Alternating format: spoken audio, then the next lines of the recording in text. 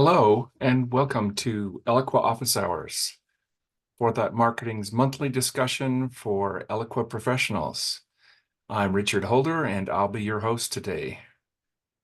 This presentation will be recorded, and a replay link will be provided tomorrow via email.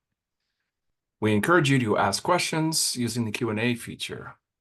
And of course, you may ask questions for today's topic, or you may submit topics for future sessions, and we'll make note of those and cover them at a later date.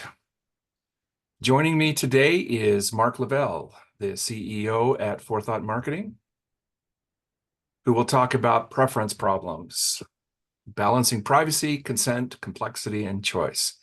A very interesting topic, as you will see.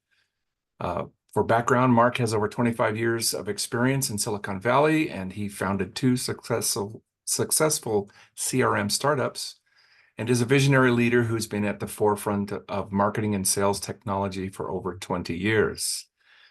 Mark has designed preference and privacy solutions for multi-billion-dollar companies.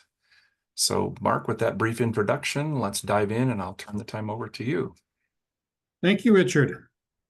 Thank you, everybody, for coming today. My name is Mark Lavelle, as Richard said, and today we are going to talk about some new levels of data privacy, consent, and preferences.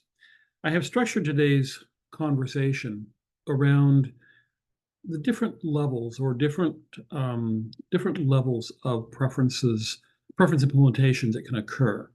And what we're seeing is organizations are gradually migrating up from very basic preference capabilities to much more advanced capabilities. And what I'm going to do is kind of go through what these levels are. The first and most basic level, of course, is just being able to opt in and opt out. There are then a number of levels above that. I'm going to cover these levels one by one. As we go through them, you can take a look at your particular, where you are in your organization is from a preference implementation perspective. And then I will tell you there is a level 8 and 9, which are relatively new, just coming onto the market now, regarding AI predictive preference settings and AI preference assistance, which I think we'll find pretty interesting when we get there. So with that said, let's go ahead and jump in, and we'll talk about level 1 and level 2, the basic levels, for just a moment, because I think most everybody here already has some level of preference capability in the organization. So the first and most basic level of preference implementation is opt-in and opt-out, and we're all very familiar with that.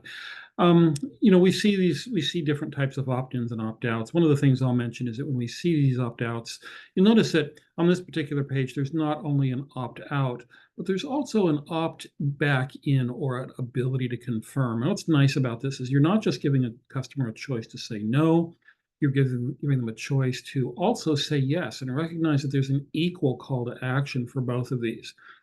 Instead of having the primary call to action to just be to opt out, they're given a balanced choice, one that allows them to consider both. This next option I don't like as much. By the time you get to this page from an email, for example, you have already opted out. They give you an option to opt back in, which is better than nothing. But I like the previous page for an opt-in, opt-out example. I like it better. Here's an option also where you can get a survey or put in a survey as to why people are getting opt-out. This, of course, is good for marketing feedback. Now, the next level beyond opt-in and opt-out is granular. And again, I'm not going to spend a lot of time on this because I think most organizations have granular. It's levels 3 and beyond that I think things really get interesting. Granular preferences can be by a bunch of different levels. And the larger the organization you're in, the more those organizational groups matter. For example, if you're a member of General Electric, you don't want to have the same preferences for the GE jet engine going to the same people who are interested in the GE refrigerators. So by business unit is very important, by department is very important. This is where your support department can come in and let people have warranty opt-in and opt-out, or service information opt-in and opt-out. By product line, of course, people are interested in different types of products. Giving them everything about all your products is a recipe for overwhelm. Types of content, obviously, is very common, events versus newsletters. You can put expanding content so that you choose some of these and expand them as people get interested in them, click on them. And the best are artful combinations of all of those. And we've all seen very simple opt-in and opt-out granular preferences. We've seen ones that are too complex. Couple of quick recommendations I would make here. Try and keep things above the fold all on one page. When people have to scroll, it's a recipe for overwhelm, and overwhelm typically doesn't work. Categorization is a better solution. Level 3, beyond granular preferences, and most companies have at least level 1 and 2, and most have 3 and 4 as well. Level 3 is considering ease, transparency, and compliance. Now, just a second ago, we saw a opt-out page, a preference page, which didn't have much ease of use involved within it. And this is really something I can't stress enough. I don't have a slide on it, but really considering and factoring in ease of use, simplicity as a function in your preference consideration, your preference creation definition process is important. Compliance I'm going to jump to here. And, there's an interesting overlap between preferences and the law. These are both very different, but they also have some commonality. The commonality when considering both of these is that preferences are a consent input, okay? In other words, they feed what it is legal for you to send to the customer, especially in certain countries like Europe and Brazil and so forth. So if some companies will try and use preferences as a way to abide by the law, and it's a step, but it's in no way a complete step because there are so many different consent inputs that exist beyond just preferences. There's what people say to your salespeople. There's what people do from a customer perspective in relationship to product warranties and product information. There's customer preferences coming from multiple landing pages, often multiple systems in multiple departments. So having a preference system and trying to make it a legal system, I've seen people do it. It's usually a step in their growth process, but not the end step. But if you utilize preferences as your legal system, one of the important things to do here is to log all your preference submissions. Make sure you track the email, the date, the time, the IP address, so that if somebody comes back and says, hey, I didn't ask for that, you can say, yes, you set that as a preference. It's a basic level of legal compliance, but it is a level of legal compliance. It is better than nothing at all. Now, when looking at preferences and compliances, there are also some real differences between the two. People are often like, well, what's the difference between consent and preferences? The real difference, more than anything else, is focus. When you look at preferences and compliance, preferences are about getting the customer what they want. That's the goal and focus of a preference center and enabling people and empowering people to choose what they want. Compliance is about complying with the law. It's a different goal. And like I said, there's overlap here, but they are really different focuses. The prime responsibility for preferences is usually marketers and people who want to do segmentation. The primary owners of compliance, or the people ultimately responsible for it at least, are attorneys and data privacy officers. And then from the tasks these two systems that are sort of covered in these areas, preferences really are about capturing individual interest. Compliance is really about recording evidence. And so, yes, you should have a system that considers both of these, but they do have different, large sections of each of them that really don't overlap, even though there are some areas that do overlap. When you think of preferences versus compliance from a hierarchical perspective, it's valuable to think about the fact that, without doubt, complying with the law is the first thing we all have to do. It might be a better world if we thought about customer desire and customer wants first, but the first thing we have to do is think about and make sure we comply with the law. So that's really top of the hierarchy. The customer preferences are the second level of the hierarchy. What a customer tells you they want through their actions, even though they haven't committed preferences, is typically third. Segmentation is even lower in the hierarchy, and then customer behavior is last. So when we look at what we respect here and what we try and optimize for and achieve, legal compliance is first, customer choice is second, customer implied choice is third, and then our own segmentation and what we can determine from their behavior are sort of, in my opinion, kind of tied fourth and fifth. Now, going back to ease, transparency, and compliance, I want to talk about transparency for a second. I don't really like this page, but it is the best example or a decent example that I found of transparency. And transparency can be done in a couple different ways. One of the ways transparency on a preferences page can be done is by hovering over these boxes, these things that you're going to potentially opt into, and let them have a pop-up description or a hover description show what it is the customer is going to receive. In other words, have a textual description, and that's telling them. And telling them is a good, better than nothing level 3 thing to do. Even better is to show them. And in this particular situation, you can click off some of these, and it can give you a graphical visual on what is actually happening in this particular section. So if you check off this particular combination, this is what your email is going to look like. And this can be a graphical image representing it, or with today's technology, it can even be a real-time rendered version of your newsletter. See, people can see a little image of it and go, oh, that looks kind of fun. I would be interested in that. In today's world, we are evolving beyond text to a large basis. People are no longer spending as much time reading books. They're scanning instead of reading blogs. They're spending more time on Instagram and YouTube and TikTok. And so, a picture, even more so than ever, is worth 1,000 words. And that ability to give somebody a visual image is sort of a level 3 preference sort of enhancement and capability. The next level is validation. Now, I will say that validation is really, these first 4 levels, I would say most companies have. Now, some only have 1 and 2, and some, of course, as we'll see, will have 5, 6, and 7.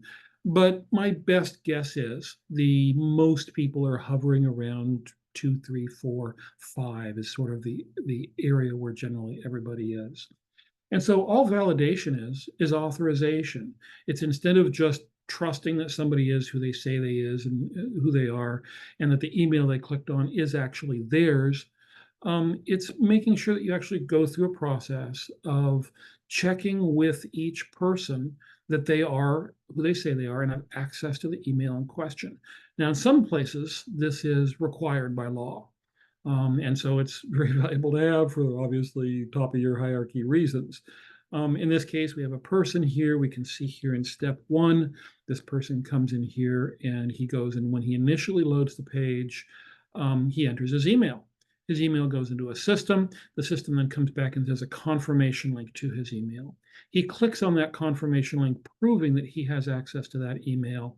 And now we can not only let this person update his preferences with more reliability, we can load his current preferences without revealing to an unknown person, someone who's not verified, what sort of preferences this person might be interested in.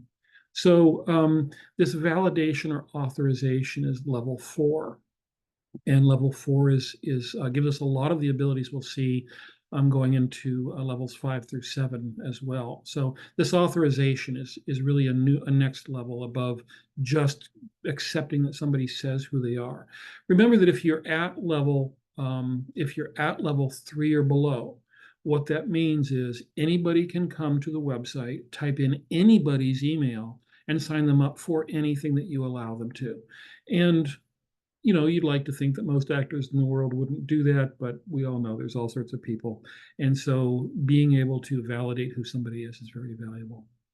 The next level is cross-platform synchronization. Now we are doing this for our customers, multiple per year at the present time. We're in the process of doing this right now for 2 companies. We've probably done it for 5 over the last 12 months or so. And cross-platform synchronization is pretty obvious. It's not a surprise. There's basically a problem where this guy here with many multi-billion-dollar organizations has to worry about a page somewhere where he can put in what he wants from a marketing perspective. And maybe there's something related to the CRM system. There might be whether he gets invoices or renewal updates and things like that from the accounting system, a different page. He might get onboarding and service and support contract information from the service department. He might get ownership information, recall information, recalls and so forth from the product support department.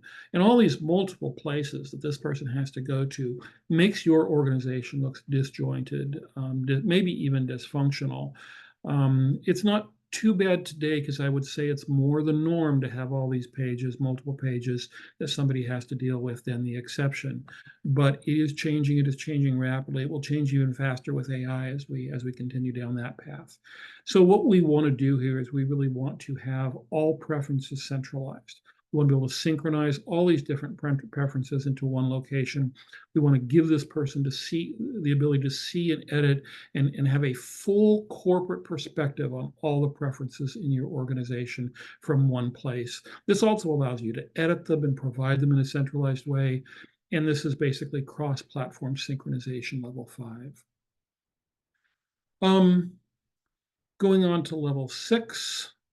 Level 6 is multi-channel management. Now, in today's world, we work in a world where there are many, many, many ways to communicate with our customers. We in Eloqua often tend to think the whole world is focused around email, but it's not. SMS is becoming very important, especially with Gen Z. Many Gen Zers, if you look at the surveys, prefer SMS over email. They don't even check email, many of them. So multi-channel management is important. This is reflected, you can see here on a Spotify page. In the Spotify page, they have 2 columns here by each of their preference areas, one for email and one for push. Now, in Spotify, they actually combine 2 things into push. There's app notifications under push, and there's also SMS notifications under push. So they actually have 3 channels covered in this particular opt-in. We can also see situations where you can take this multi-channel capability and you can combine it with frequency. Now, I will mention, I have not mentioned frequency, I think, enough in this presentation. I would have liked to have spent another hour and put a whole nother level, I think, in here on frequency. But I will just mention that frequency as a function is very valuable. You can see in this case, they have email and they have text. But what they also have is when you choose email, they allow you to sub-choose a frequency and choose from a pull down how often you want to get emails or how often you want to get texts. So you're really giving people a lot of flexibility here in a fashion that's still pretty comprehensible, still not terribly difficult. Now we can complexify it up, and it is dangerous to do this, and you have to carefully balance the importance of your organization to a company when you start really adding in lots of channels. This particular company has a dashboard where you can get information, mobile app where you can get information, emails, texts, and even text to voice. There are situations, specifically educational situations, where all of these levels of channels are appropriate, because when you're going to school or going to college someplace, being able to control this at this level of delineation might be appropriate. So you have to balance the complexity with how tight you are with your prospect or your student in this case. And if you have a very intimate relationship, you can ask them to work harder. If you have a less intimate relationship, you have to keep it simpler and more straightforward. Now, up here until level 6, we have all been talking about single page preference management. And as a general rule, especially when you're looking at granular preferences, having multiple pages where you click to different pages is absolutely a bad idea. You don't want to have multiple pages of granular preferences. It's too complicated for most people. It's too much for them to absorb. But you can get into multi-channel, multi-page dynamic preferences when you start talking about role. And basically what happens here is if you look at the current situation for most companies, they have a web server and they have partners and they have prospects and they have customers. They may have other categories based on business units.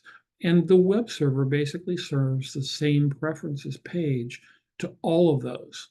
But what you can do is you can serve different pages to different roles based on what their status is within the underlying system. So if your system is back-end connected to an ERP system or a partner system, you can tell whether somebody is a partner. You can tell whether somebody is a customer. Then you can feed a unique different page to partners and a unique different page to customers. Now, the customer preferences page might also include the prospect preferences, but typically the prospect preferences page will not include the customer page. And of course, neither of these 2 pages would typically include things that are particular and peculiar to a partner. So that's level 7.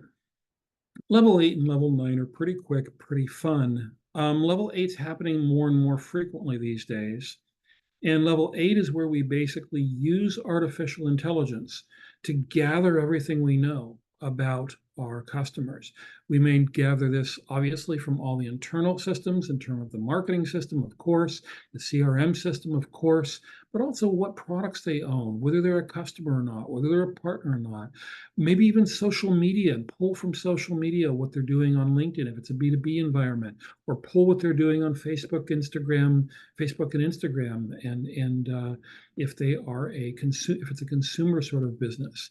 And then you use all that information to effectively submit to AI, hey, here is everything we know about this customer, and here's all of our standard preferences. Based on this, which of these preferences do you think this customer would be interested in? And you use AI to set these preferences. Now, obviously, AI predictive preferences is not nearly as good as a customer setting their own preferences the way they want. So you always want to have these additional levels below this so that the customer can set their own preferences, overriding something the AI came up with. But in terms of just having default preferences for prospects or partners, or using behavior metrics by watching page tags on Eloqua, for example, AI predictive preference setting is a lot better, a lot more effective. And then there's AI preference assistance. And I have really only heard this talked about so far, but it is coming and it is coming soon. I'm sorry, I missed a slide here. In terms of AI predictive preferences, this is where the AI basically takes all the information it can pull from the world and not just sets information by partner, prospect, or customer, but knows that this partner has a preference for database products, and knows that this prospect is interested in industry news, and knows that this customer is going to be interested in software updates, maybe even for a particular product. So on to level 9. Level 9 is really the most leading edge out there, but we will see it within months. I can almost guarantee it.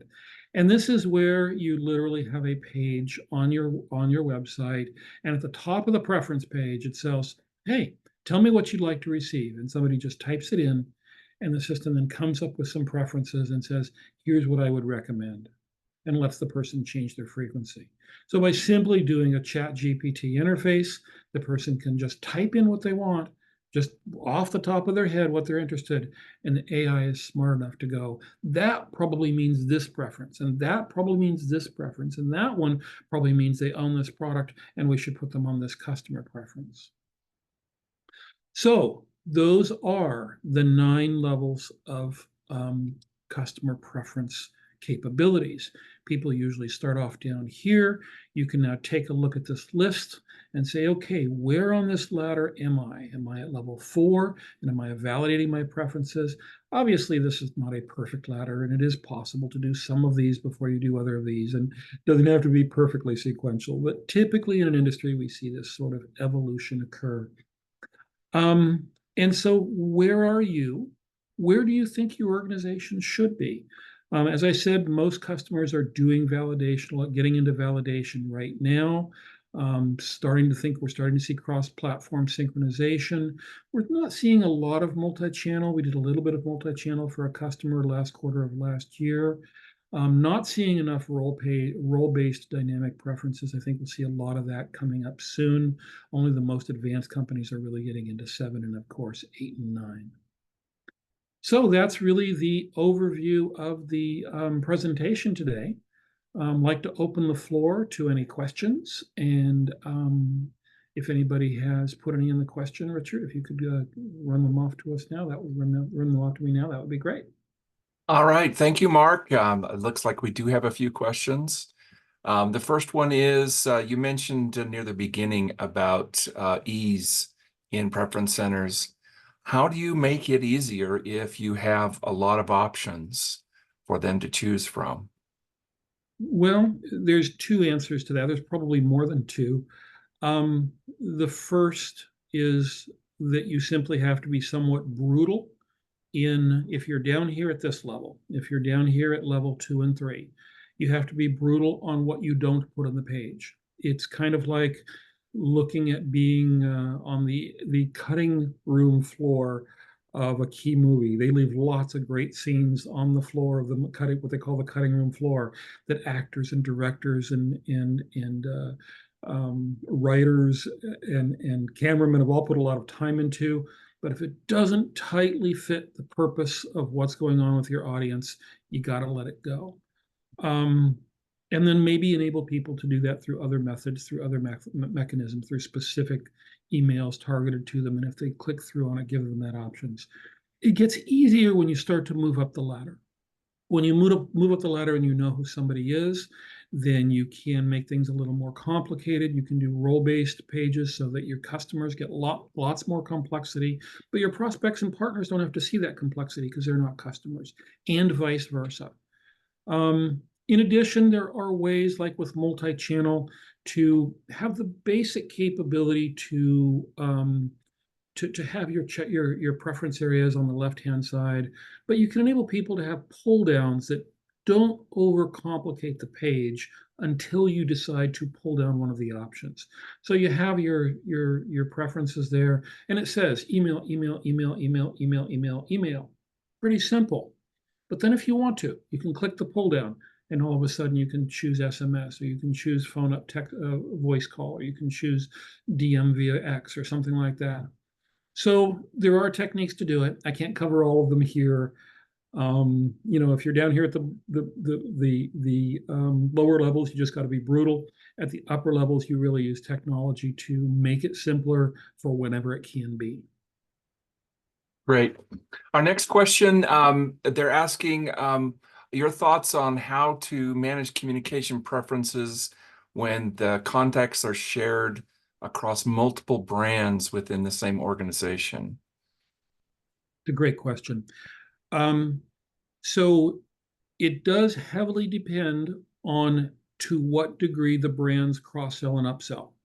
If there's a high degree of cross-sell and upsell, then there's a lot of advantage in having those preferences close together. If there is not a lot of cross-sell, as I said earlier, if it's GE jet engines and GE refrigerators, you probably want to have completely different pages. Now, what you can do on that is you can have a page that people go to just for GE appliances, for example, and a different page where people go to just for GE jet products. But you can have as often legally required by law, one page where all of those are available through collapsible menus. That leaves the complexity on a page that's legally able for people to go to. That probably is the one that is on the bottom of your corporate page. But in terms of emails that go out, the preference page that you send there is the one that is tailored to the brand or the product set or product line that the customer is already communicating with you about. Great. Mark, we have one last question. It's quite a bit more technical than we may be able to address during the call today, but I just wanted to acknowledge it. It's a great question, though. It says, do you have a solution that helps with duplicate records in Salesforce, in this particular case, that's their CRM, to ensure these preferences are applied to all of the records? So we don't make any duplication elimination products per se. We do help customers do duplication elimination very commonly across a Fusion or across both a marketing automation and a CRM system. It is a complex process. Nothing we have that is product-based. I can tell you that there's a good company out there that used to be called Melissa that did a great job in that region. But even with those products available, it takes a lot of it takes some effort. It takes to deduplicate these systems. They don't do so automatically.